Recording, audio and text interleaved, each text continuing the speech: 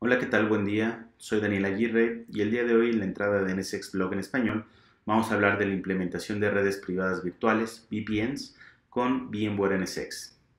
En primer lugar, podemos tener diferentes escenarios para conectar sitios. Uno de ellos es la conexión de ambientes corporativos, en donde podemos estar conectando diferentes oficinas matriz o headquarters, diferentes data centers.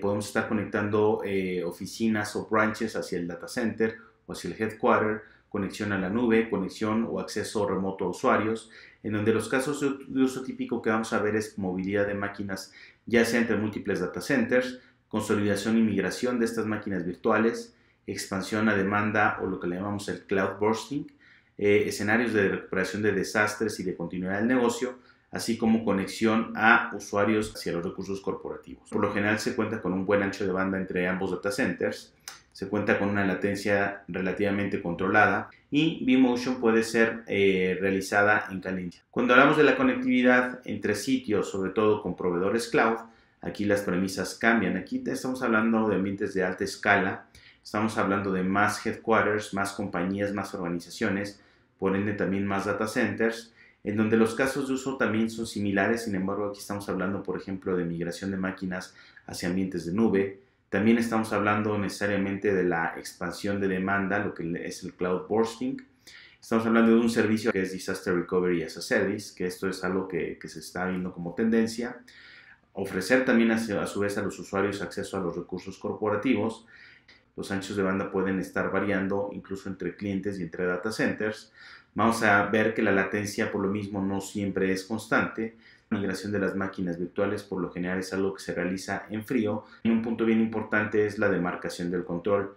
Por una parte, los servicios generales los ofrece el cloud provider y la administración de máquinas virtuales la realiza el cliente. Cuando hablamos de conexión de sitios con VMware NSX, puede llegar a ser realizada con la tecnología de VPN para ofrecer escenarios como extensión en capa 2 a través de Layer 2 VPN, conexión y extensión en capa 3 a través de IPsec VPN, o bien conexión a los usuarios remotos de la organización a través de SSL VPN. En primer lugar, somos interoperables en cualquier red IP. En segundo lugar, somos más rápidos en la parte de implementación y no requerimos un hardware específico o propietario precisamente para poder ofrecer estos servicios, que podemos ayudar en la reducción de costos operativos y de adquisición. Vamos a hablar de la tecnología de Layer 2 VPN, cómo funciona a grandes rasgos. Aquí los casos de uso que estamos viendo, como comentábamos, era migración de NSX, pasando de un ambiente basado en VLAN a un ambiente basado en VXLAN. Podemos hablar de la migración precisamente de máquinas virtuales o de ambientes de físico a virtual o de virtual a virtual. Estamos hablando de escenarios de recuperación de desastres y de pruebas y la cloud bursting. ¿Cuándo utilizar este esquema de Layer 2 VPN? Cuando tenemos alta distancia y alta latencia, podemos emplear estos mecanismos. Podemos precisamente utilizar también Layer 2 VPN, y eso es algo bien común, cuando es posible que el carrier, por ejemplo, nos extienda o nos amplifique el valor del MTU más allá de 1500 bytes, que esto es una restricción bastante común. Entonces, Layer 2 VPN nos ayuda precisamente a solventar este tema. Y dentro de las características que podemos ofrecer con un túnel de SSL VPN es que de entrada la comunicación puede ir o no puede ir cifrada, es independiente totalmente a cualquier frontera o a cualquier configuración de vCenter. Podemos coexistir con el default gateway organizacional, no requerimos un hardware específico, y hoy en día con la versión 6.3 de NSX podemos ofrecer hasta 1.5 gigabits de throughput por túnel de VPN Layer 2. ¿Qué tipos de comunicación podemos ofrecer a través de Layer 2 VPN? Y es por esto que es una herramienta bastante útil para la parte de migración o la parte de implementación de NSX. Bueno, en primer lugar podemos ofrecer comunicación de VLAN a VLAN de extremo a extremo, o bien podemos ofrecer de un extremo VXLAN, es decir, redes virtualizadas con NSX, y del otro lado VXLAN también, aquí estamos hablando de un ambiente full NSX, o bien una comunicación híbrida de VXLAN a VLAN. Entonces, estos tres tipos de comunicaciones hoy en día los soportamos. A su vez, las topologías que soportamos son conexiones punto a punto entre un cliente y un servidor, o conexiones de tipo hub and spoke, donde un servidor puede recibir hasta 5 clientes conectados, y cada túnel a su vez puede utilizar ya sea comunicación por VLAN o VXLAN.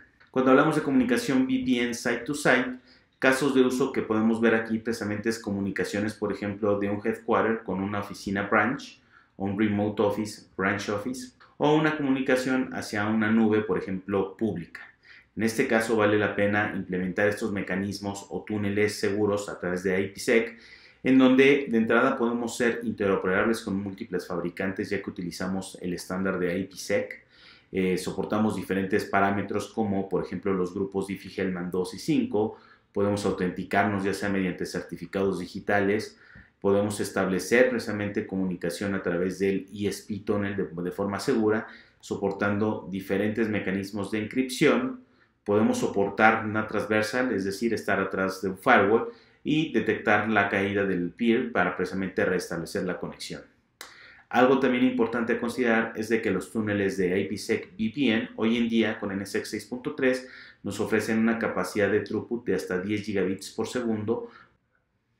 Cuando hablamos de la comunicación de User Access, en realidad aquí estamos hablando del componente que se llama SSL VPN, en donde podemos ofrecer dos tipos de conectividad principal. Podemos ofrecer una comunicación basada en un cliente que instalan los usuarios, soportando sistemas operativos basados en Windows, en Apple, Linux, o bien soportamos también VPNs totalmente agentless o sin agente a través de la autenticación y a través del acceso a nivel de web, como le llamamos Web Access Mode.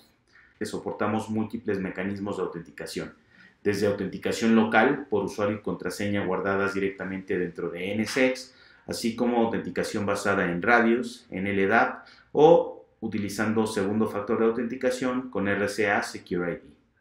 Ofrecemos diferentes niveles de encripción como TripleDES, AES-128 y AES-256, y también algo bien importante es de que todas estas configuraciones de VPN hoy en día las podemos hacer a través de la interfaz gráfica, a través de llamadas APIs para facilitar la automatización. En resumen, NSX nos ofrece múltiples soluciones para la extensión de redes que van desde una comunicación nativa VXLAN. Aquí estamos hablando precisamente para un solo dominio administrativo en donde podemos ofrecer un alto ancho de banda y una baja latencia. Esta es comunicación totalmente nativa entre NSX.